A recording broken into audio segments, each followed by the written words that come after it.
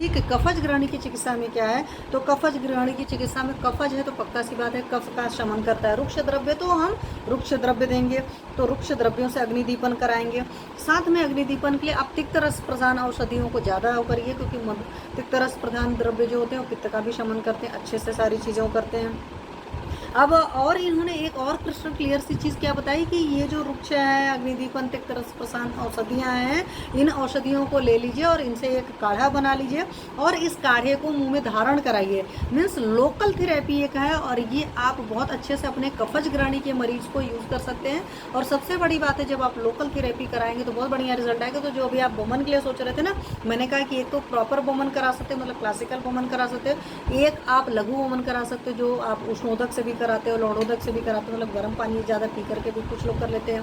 कुछ लोग को नमक वाली पानी ज़्यादा पिला करके आप फिंगर डाल करके करा सकते हैं।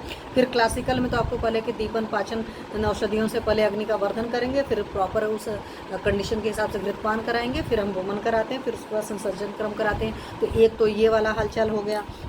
अब एक और है कि जिसमें वृक्ष अग्निदीपन और तिक्त रस प्रधान औषधियों का काढ़ा बनाएंगे और उस काढ़े का, उस स्वाद का कवल धारण कराएंगे। अब कवल धारण कराएंगे तो पेशेंट क्या होगा, कड़वा सा, तिक्त रस प्रधान है।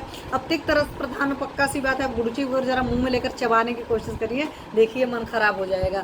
एक बार में पीना तो बड़ा आसान होता है, लेकिन ऐसे मुश्किल होता है। आगे मैं उसका जो बता रही थी वो भी मैं आपको बताऊंगी। तो ये चीज़ें करना है, उसको क्या होगा, पेशेंट बार बार थूकेगा।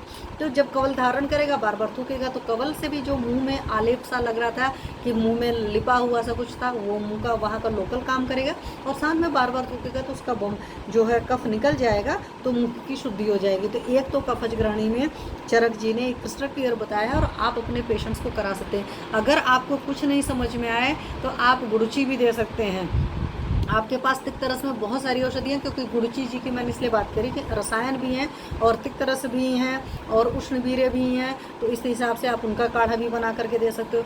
आप और भी इसी तरह की बहुत सारी औषधियाँ हैं जो तिक्त रस वाली हैं, उनको मुंह में धारण करा सकते हो। तो लोकल थेरेपी आप कफज ग्रहणी की चिकित्सा में ट्राई नहीं किए